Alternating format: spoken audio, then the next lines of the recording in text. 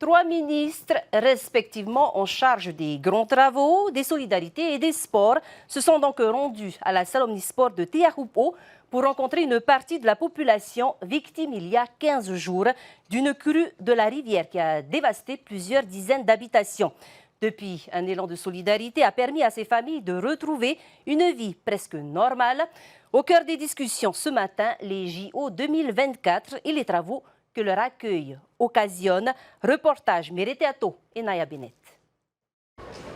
Solidarité, entraide, c'était ce matin à Tiahupo. Une partie des sinistrés venus récupérer des dons vestimentaires en ont profité pour rencontrer trois membres de l'exécutif fraîchement nommés. Minari Galnon, ministre des Solidarités et du Logement, Nahima Temari, en charge de la jeunesse et des sports en vue des JO, et Jordi Chan, ministre des Grands Travaux et de l'Équipement. L'inquiétude de la population suite à l'épisode dévastateur vécu il y a 2 semaines se lit encore sur les visages. Moi, je ne dis pas que c'est à cause des travaux. Je ne peux pas dire que c'est eux. C'est tout. Quand on dit naturel, c'est naturel. On ne va pas accuser qui que ce soit une entreprise qui fait des travaux à tâter. Hein? On n'accuse personne. Alexis, lui, estime au contraire que ce sont les travaux menés récemment qui sont en cause. Cette crue est venue en masse. Ce n'est pas un petit ruisseau, c'est une vague de boue qui était venue sur cette masse de tôle. Et comme cette masse de tôle avait dévié justement cette eau de boue vers dans nos habitations.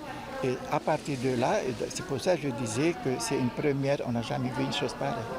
Selon certains riverains, ce sont 2 pieux récemment installés dans le lit de la rivière qui auraient eu un effet néfaste sur son écoulement naturel et par conséquent son débordement. Jordi Chan, ministre des Grands Travaux, explique la nécessité de ces pieux. Les pieux provisoires que vous pouvez observer dans la rivière sont uniquement là pour servir de soutien pendant la construction de la nouvelle passerelle.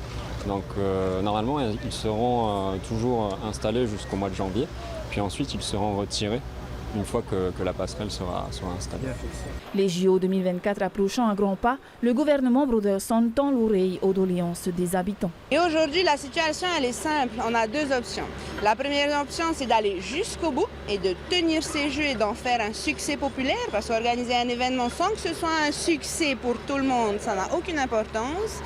Mais à côté de ça, la deuxième option, c'est qu'on peut révoquer cet engagement. Ça nous embêterait particulièrement, et voire même le président a quasiment exclu cette option, mais ça va dépendre de l'ensemble des éléments.